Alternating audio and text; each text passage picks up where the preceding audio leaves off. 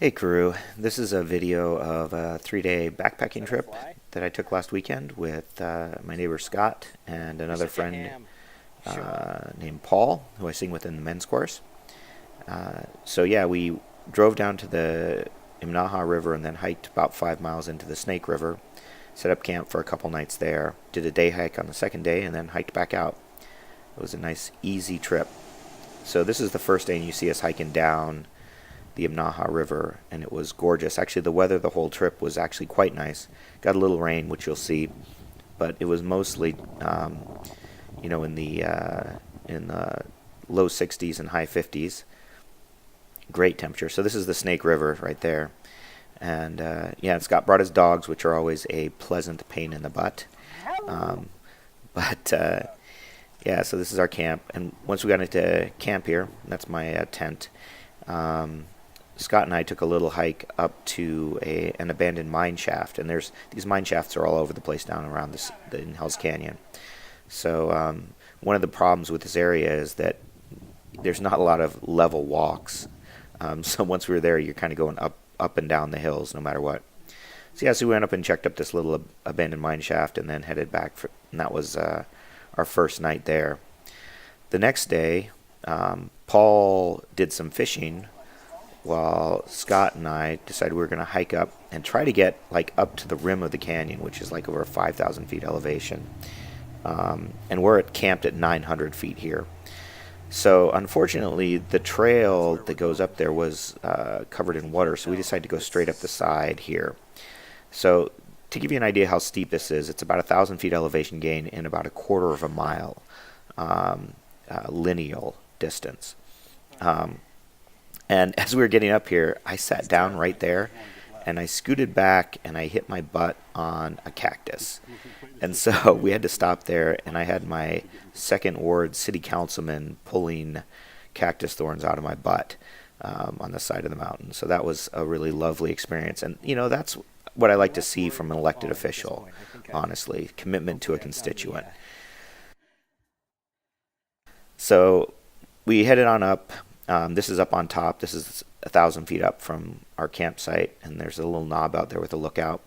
But then we turned and kept going up, and we ran across a bunch of elk. Actually, this was one herd that we ran across. We ended up seeing probably close to 1,000 elk total. I mean, there were hundreds in these herds right here, and the dog Truman really wanted to chase after them. He was barking here, and Scott was trying to keep him quiet, and the elk were kind of freaking out. But weirdly, they started running off, and then they came back, which you'll see here in a minute. But yeah, it's amazing. These animals are just gorgeous. Come! Good boy, Drew! Wow, look at that, Dan. Can you believe that? Are you getting this on film? Truman minded. Come on, Drew!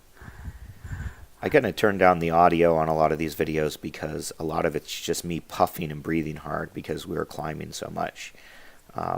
Yeah, so from this point, from that first 1,000 feet, you know, isn't a quarter mile, but then we kept hiking and the road just keeps going up and it's pretty steep. We ended up going just under 5 miles, and we didn't quite hit 5,000 feet elevation at the top. Actually, we probably did a total of 4,000 feet elevation gain. And the reason why we couldn't keep going all the way to the top is because the snow actually, we hit a spot, which you'll see here in a little bit. Oh, here's another, I don't know if you can see that entire hillside is covered with elk. It was pretty amazing. But we hit this spot. This is where we actually topped out. And there was rain forecast, and you can see it's kind of coming in a little bit.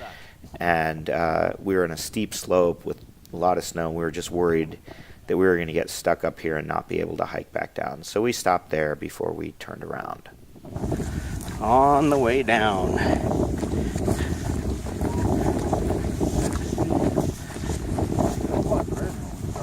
Yeah, it is.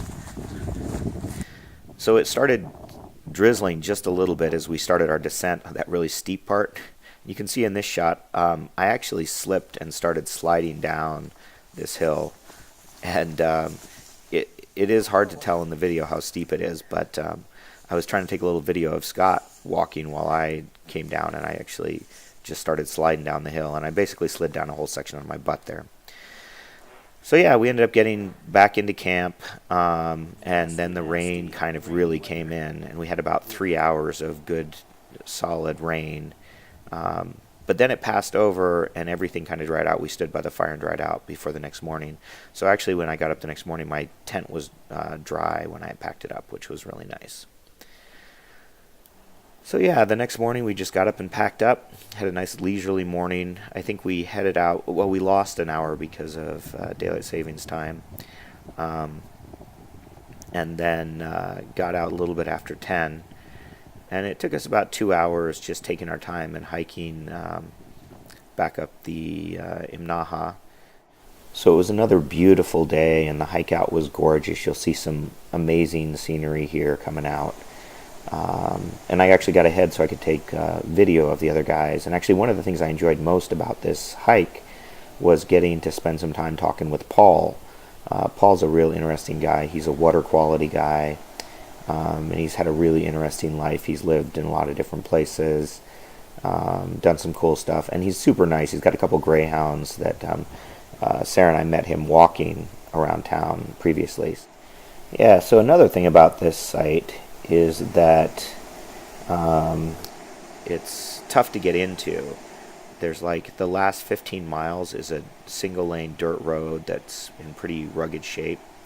So, and we actually brought my camper van, which was cool.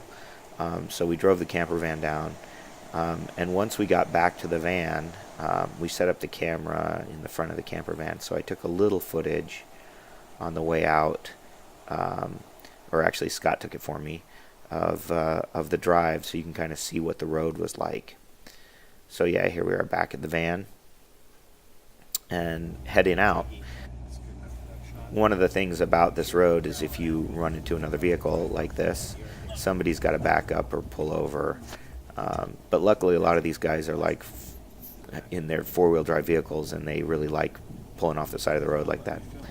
So once we hit the paving again, we headed into Imnaha, which we usually, or Scott always goes to the Imnaha Tavern, which is what we did last time we came up here, and you get a burger. Unfortunately, it was closed this time, so we had to go all the way up to Joseph and get our post-trip meal up there, but it ended up being a great place, a little restaurant in Joseph.